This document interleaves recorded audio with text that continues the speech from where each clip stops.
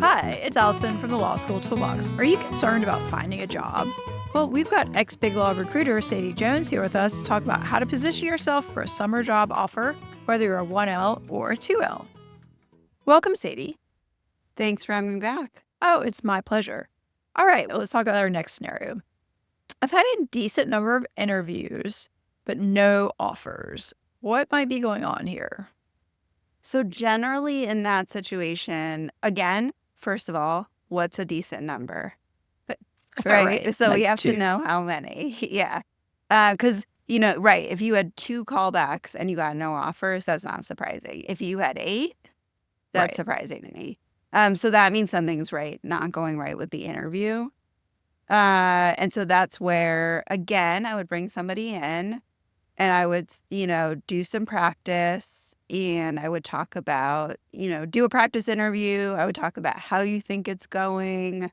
I would talk about anything you think's come up on your end that isn't going well. Are you just really nervous? Yeah. Do you need to just practice more? Do you need to I've talked to people about just having more general conversations with strangers, just to get more comfortable.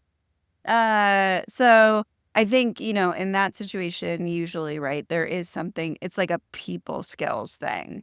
If you're getting the call back and you're going in and you're just not getting any. Now, there's a chance that you just were unlucky and that Right. you were competing against other people that were a better fit. So that can happen, but I think you have to look at the situation and say, is there something going on with the way I'm interviewing? I think that's fair. And I do actually think it's interesting. I think people's social skills to a certain extent may have atrophied in the pandemic, and particularly, if they were at kind of crucial life stages during the pandemic where you didn't have those experiences of going out in the world and talking to different people and learning how to interact with people. So I do think that's actually a really good idea. I mean, at first glance, you're like, talking to the barista, that's not going to get me a job interview. But the reality is, I mean, people who can talk to anyone usually do really well in interviews. I mean, like, I was a great interviewee when I did it. I got tons of job offers, but it's because of, the fact that I have a podcast now. I can talk to anyone. But some of that is a skill.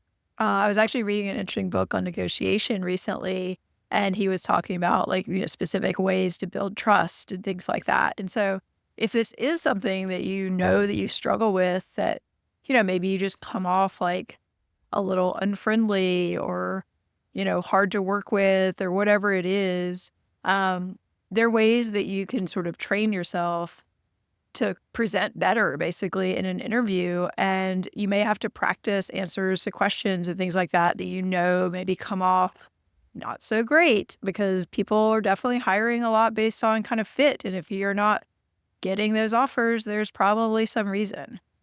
And again, you have to really, not be defensive if you're getting feedback on this. Yeah.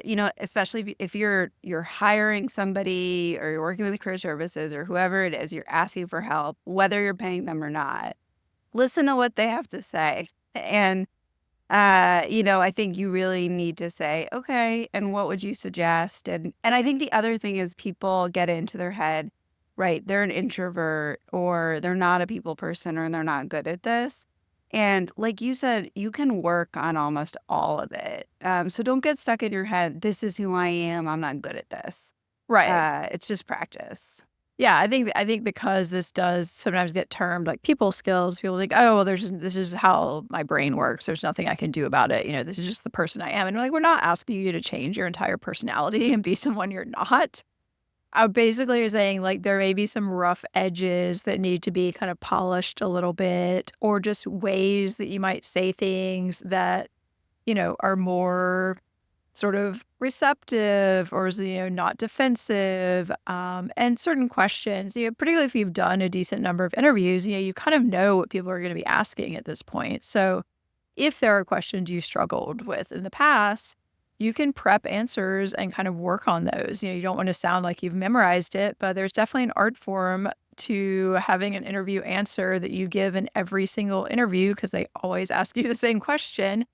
And you've planned it out, but you've planned it out with the correct intonation, so it doesn't sound like you're just reading a script.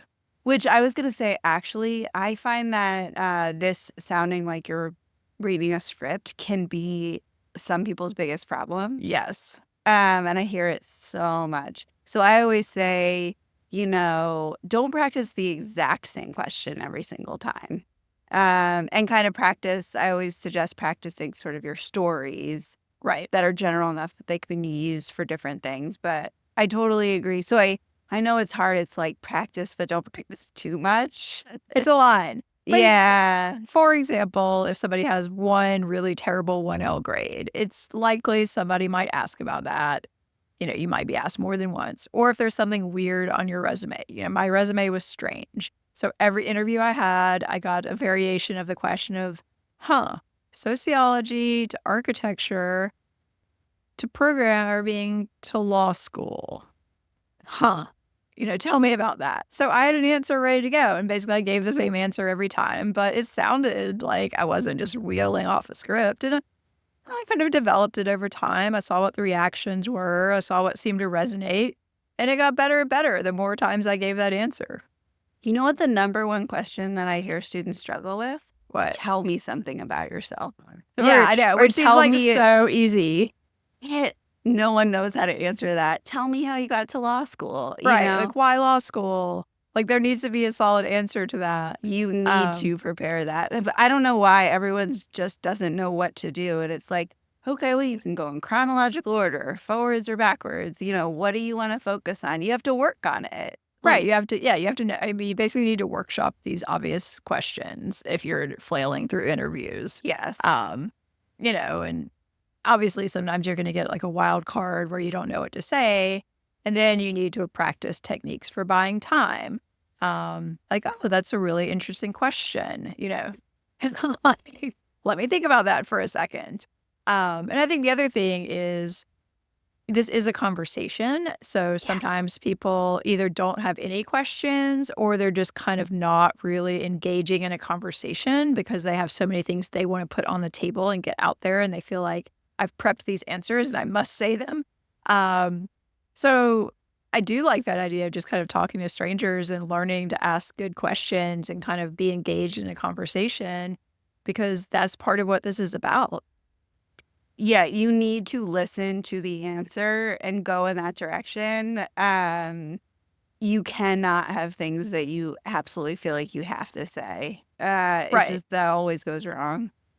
Yeah, and I think, a great question if you're in an interview is like, "Oh, I'd love to learn more about the type of work that you do in a day," like, that kind of thing. But then, like you said, when somebody answers you, you can't just immediately move on to the next question. You want to follow up like, "Oh, that sounds really interesting." Was that a difficult brief to write? Like, what was challenging about that? Like, the more the other person talks, oftentimes the better. Be engaged, Yeah. be in it. And I totally get it. It's like that thing where you ask someone their name and then you weren't listening to what they Right. said, so you don't know their name. Totally. We've all done that, so I get it. But in an interview, be in the moment. Because I bet even if you think you don't have an answer, if you're really listening, you'll be able to come up with one.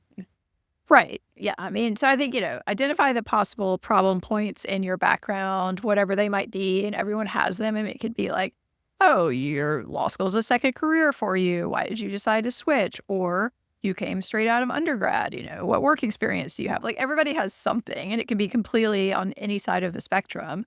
But you want to be prepared in a natural sounding way to talk about those things. Absolutely. One other thing about this is this actually could go back to what we talked about before about where you're applying.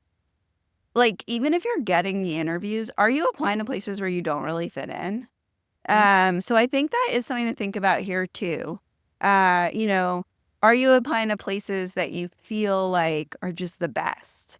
But when you actually go in and they meet you, maybe both of you realize it's not a fit. So that's one other thing I would think about getting interviews and not getting offers.